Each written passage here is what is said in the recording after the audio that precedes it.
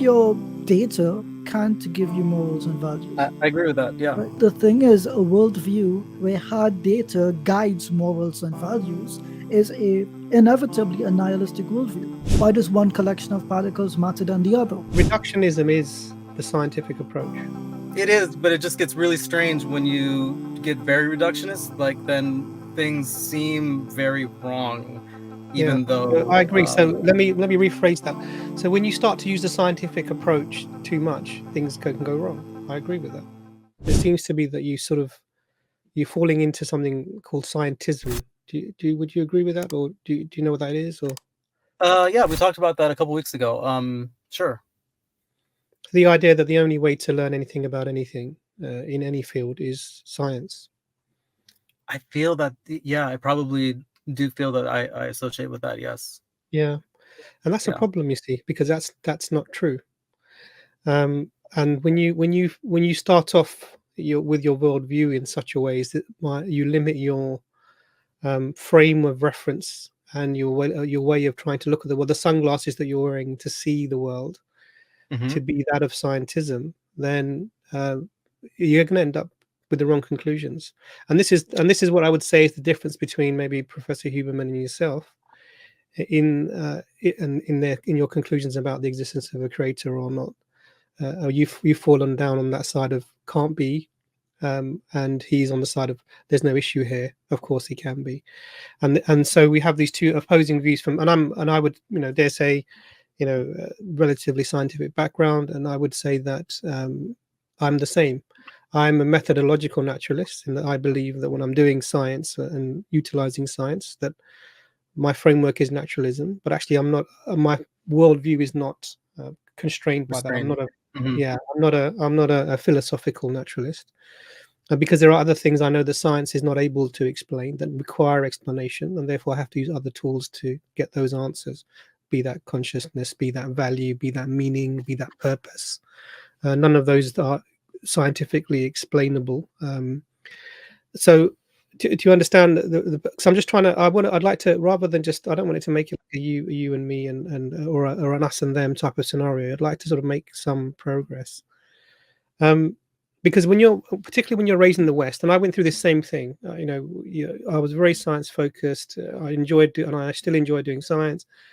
And I like read. I try and read widely as I can about these things. And then I was very much influenced as this is being the way. Oh, that doesn't sound very plausible. Doesn't sound rational because wouldn't fit into my scientific paradigm. And then it took a while for me to actually learn a little bit more about the foundations of science. That then led me out of that sort of rabbit hole. You're aware of the founding principles that are within science? You're aware of those? Not right now. No, you can summarize those maybe. I would just give you one sentence. The basic fundamental principle in science is that there are no non-natural explanations. Sure. Everything has to be explained naturally. There cannot be any other way of explaining it. And that is correct. Absolutely. And that's both a positive, and when you're doing your science, in that it allows you to posit and determine natural causes. But it's a negative in that you're constrained by that worldview. Then there can never be. You are automatically cut off from making any way of inquiry about anything that might be outside of nature. You can't do it within the scope of science, because science then would be irrelevant because you can't observe it or test it. So it automatically falls out the realm of science. It could be a personal truth. No, you're misunderstanding me. Because we're talking now about your explanation for everything, not about your personal things at all. Even those things that do you understand? Okay, no. I don't think I would say that science would have the ability to explain everything, but I would say science or just observation, critical. What could it not explain? Go ahead. What could it not explain, Idris? Anything that can be observed and tested and falsified. So I know there's a limit to like the horizon of what I can know, that I can sort of have confidence that I know that I know, and beyond that horizon, it could be that metaphysical. I guess that's where metaphysical world is, but I feel like I don't have access to that world because it's easy to just be duped. You don't have any justifiable I get it. reasons for. Yeah, yeah. Mhm. So the question now is no longer about, because I like this what you've said, because you said you're aware of the limits of the science approach, Yeah. which is good, because that is actually going to allow you then to say, okay, for my inquiry into something outside of science or something that science or empirically not amenable, then I need to have a different set of tools, and then you've because why? You don't want to be duped, you don't want to be misled, you don't want to end up thinking or concluding the wrong things. Do you understand? Yeah. So when you said right in the beginning that everything I look around and see seems to be more congruent with uh, nature or a natural perspective, as you talked about the Ijaz, then you know that statement therefore is now limited. Absolutely. Yeah. So that means not everything that you look around and see would be amenable. And I would say there's lots of things I see that are not amenable to nature.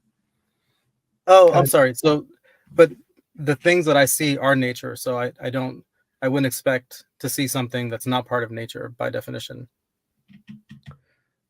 consciousness. The brother Ijaz spoke to you about consciousness, Yeah, value. that's a tricky one. I don't know. I don't want to get entangled with that. Like the previous caller. But you should though. Yeah, I because You it's know I would. why? yeah. Okay. It's difficult, but we're not here to deal with the easy. We're here to deal with the difficult. And Yeah. we could even put consciousness aside, right? We can Okay. discuss morals and ethics, right? That Yeah. goes a step further. Just keep in mind that just pure data can't give you morals and values. It I just agree. can't, I agree with that. Yeah. right? Sure. So the thing is, a worldview where hard data guides morals and values is inevitably a nihilistic worldview because it ends up being about Um. numbers. Sure. It ends up If being you about numbers. yeah. If you get very break things down, yes, you get to a nihilistic point of view where why is the world Eventually, wrong, all that. you're just categorized as another collection of Sure. particles. Yeah, And I agree with that. why does one collection of particles matter than the other?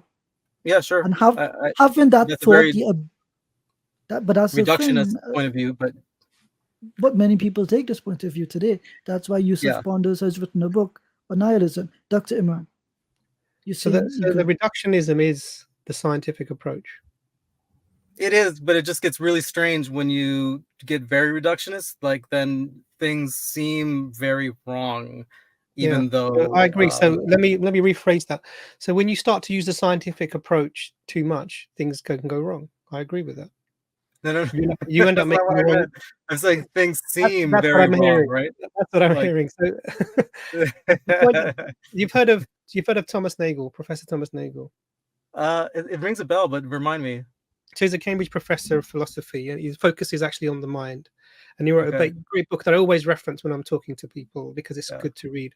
And it's called Mind and the Cosmos: Why the Material Darwinian Concept of Nature is Almost Certainly False. And this is just sort of a I book. need to read that. Yeah, I haven't It's seen it really yet. good worth it. So I'm just gonna give you a couple of things. Yeah, just one thing that's really important. He says that my guiding conviction is that the mind is not just an afterthought or an accident or an add-on, but a basic aspect of nature. Science is driven by the assumption that the world is intelligible. Without that, I'm just sort of highlighting a few things within a page, not the whole thing. Without the assumption of an intelligible underlying order which antedates the scientific revolution, those discoveries would not have been made. So the question is, what explains this order? One answer would be that nothing does. Explanation comes to an end in the order itself, which the assumption of intelligibility has merely enabled us to uncover. And then he goes on to say that that's basically saying this is just how things are. And so he concludes, he makes many assumptions. So he's basically saying that we need to be able to explain the intelligibility of the universe, and that we have a mind that allows us to delve into these things. And he says that when it comes to neo-Darwinianism, the account of the origin and evolution of life, he says there are a couple of problems.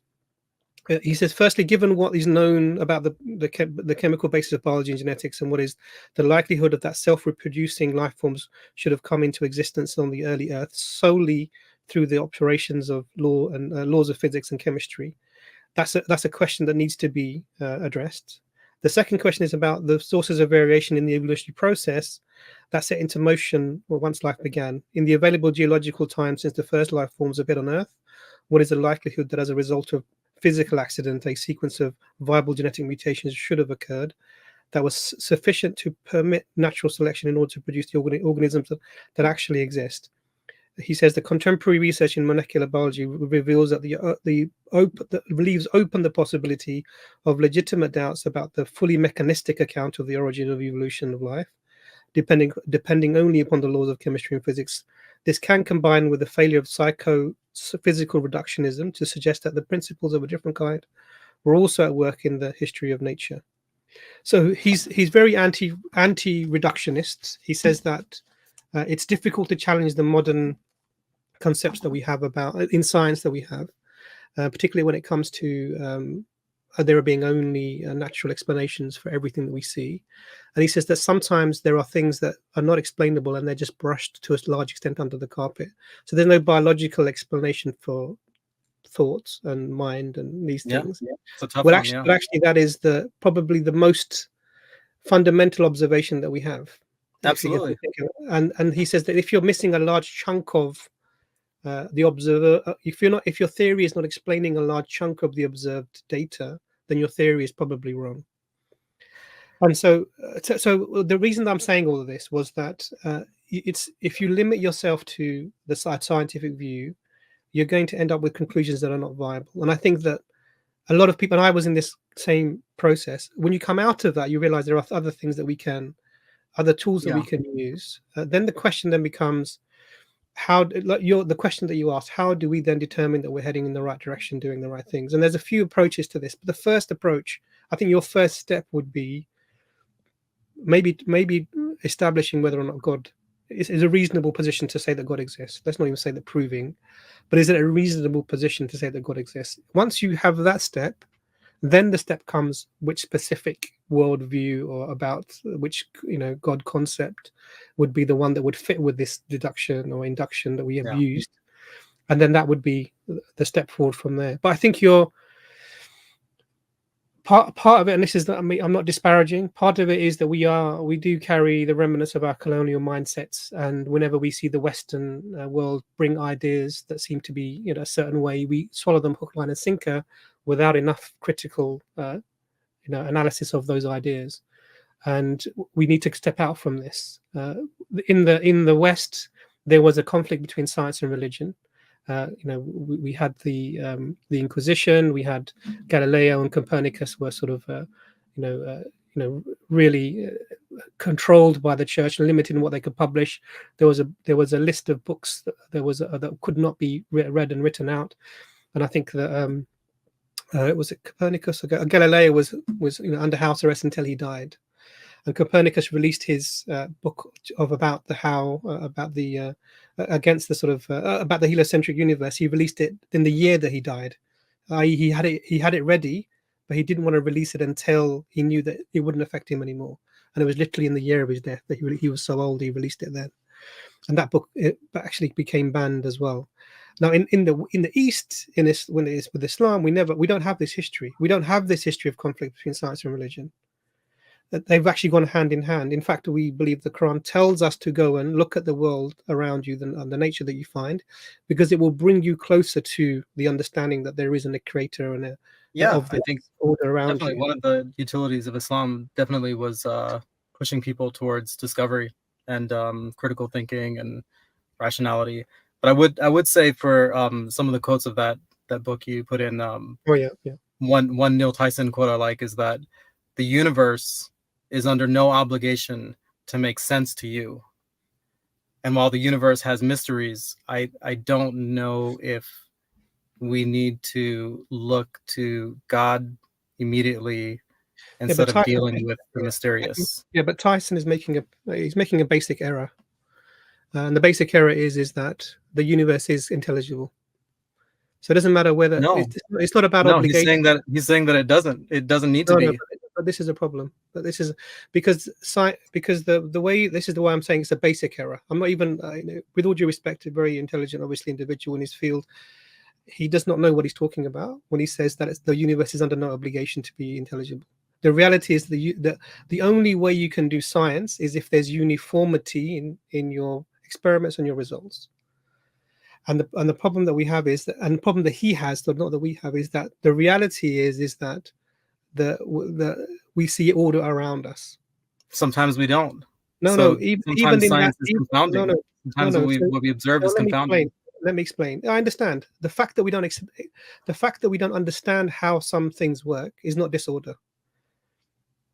So I would go as far as to say there is no such thing as chance or randomness. Yeah, and I can qualify that, but the whole point I here all is believe that. We all yes, believe that. sure, we all believe that. And the point here is that what the only way that I'm going to say Tyson Fury, but that's not his name.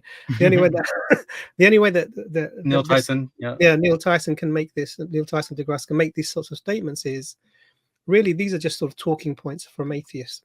The reality is if you look around and you see we see order we're everywhere within the universe. Otherwise, all I can say, because there are some people who go so far as to say there is the only thing that is in order is what is in your conscious stream of consciousness.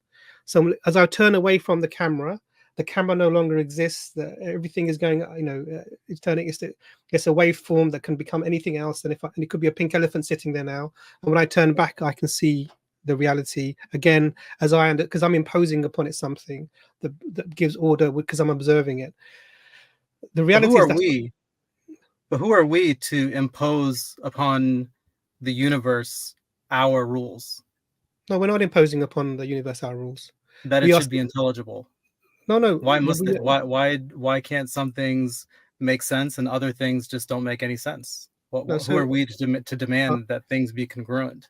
I understand. So no one is making a demand. We are simply uncovering what's already there. And the way we are able to uncover what's already there is because there's an order to be uncovered. If there wasn't an order to be uncovered, if there weren't relationships that we then later define as laws to be uncovered, if they weren't already there in some form or another, then we wouldn't be able to discover them because everything would be different every time. Absolutely. So we found order. I agree. We found order, but that doesn't necessarily follow that there should be order in every single nook and cranny, and every single phenomenon should make sense. If you look at QM, for example, it was quite confounding for a while, probably even till now. So again, what I would say again is lack of understanding is not disorder. No, it doesn't have to be disorder. Yeah. But I just think it's difficult to. No, it doesn't have to be addressed. Lack of understanding is not disorder, irrespective of whether you ever understand it or not. I don't know. I think that's making a positive claim. It's over ignorance. It's just over ignorance, right? Yeah, it's better just to be ignorant of what we don't know than to say I know what I don't know. Let's put it this way, Idris. I have a question to ask you that's been bothering me. You did not come back to make those same points to Dr. Imran or Brother Abbas.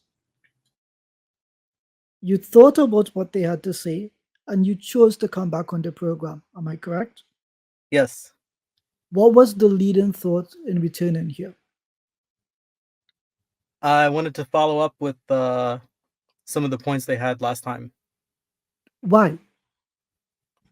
Because I'm on a journey of self-discovery and discovering learning. I want to learn more about what have you discovered technically?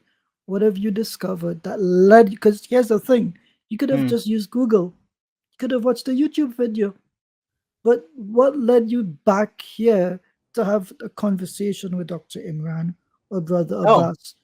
Because I respect their opinion. Right. So what does that tell you? It tells you that they're not interested in the views. They're not interested in hearing their own thoughts. We're interested in real conversations.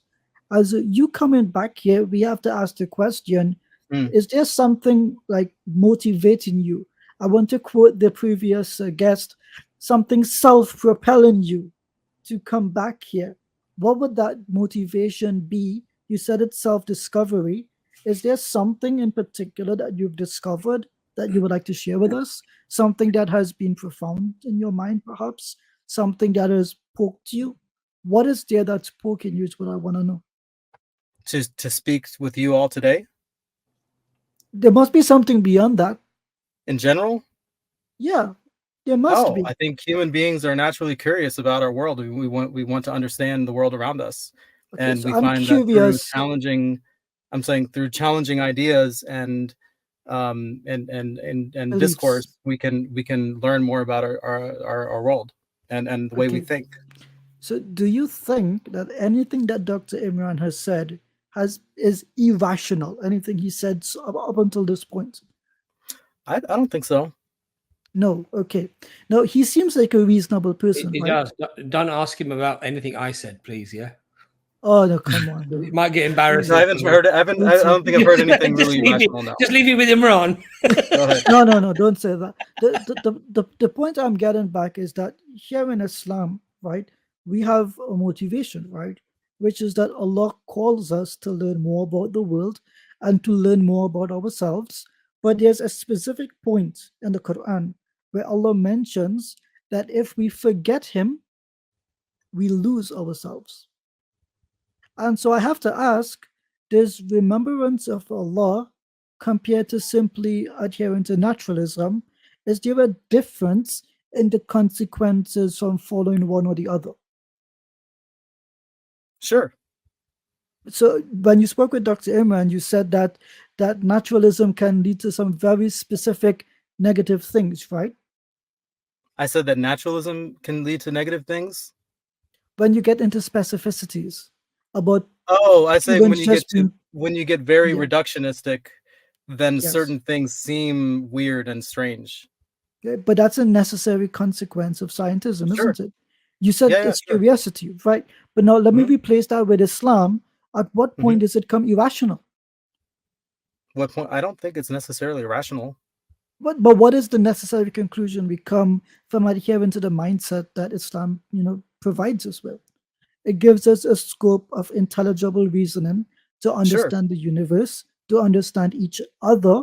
And so, if I had to compare one against the other, wouldn't one be obviously more reasonable than the other? Sure. Right? I think you can definitely make that argument. I just So, I don't made the argument. find. I made the I just argument, right? So, which one would you say is more reasonable? Be um honest. You can disagree. No one's going to bite you here much. I feel that the naturalistic approach is more reasonable Okay. because it So, does it can uh-huh.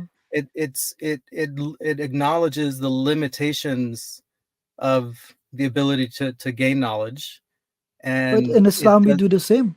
We say that there's naql, that there's ilm al ghaib, knowledge of the unseen, that the human Yeah, experience is only so much, and we need a greater level of, we need someone who has a greater scope of knowledge. And we say that that is Allah. We're not saying God of the gaps here, but let's consider a question now, today, now, with the situation in Palestine.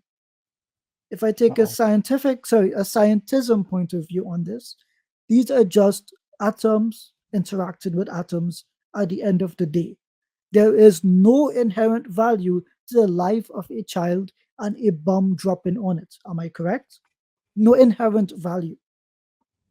Yeah, things are kind of weird when you scope things No, that no. way, but yes, from if It, you're if in you kind any of separate scientific the view, mind from the heart, but in the yes, scientific view, just atoms you and can molecules, right? It's sure, just but atoms and we don't molecules, live that way. I live as a human being that has right? So that you emotions and live. empathy, right? Yes, great. So we say Yeah. then that this is more than just pure scientism, because you don't say that your love is just chemicals, interacting with each Yeah, yeah, yeah. other. Like if I see There my is daughter, I don't meaning. think, oh, the chemicals and endorphins and Exactly. oxytocin are doing all these things, Dosen. right? Exactly. I experience it, right? Right. So Sure. Islam explains that. It says that Allah gave us these things so that we may come to know each other. That makes Yeah, sense to me. But I know, but that's but like an focus with me. explanation. I know, I but know the focus with me. explanation is congruent, but I don't Oh, think that it's necessary to explain the things I don't understand with but it like a God. is. It explains love, I know, morality, I ethics, know it and value. explains. It explains there's one thing that science can't explain, and that's human value, Sure, right? absolutely. right? So, I agree.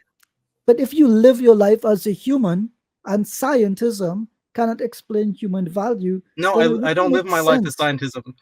I don't. That's I what I'm don't live my saying. life as scientism. That's what I'm saying. So you Yeah, you're acknowledge right. that in your lived actions, Idris. You Yeah. do. Right? So that's why I'm Muslim, because my lived actions make sense in Islam rather Yeah. than outside of Islam. Yeah.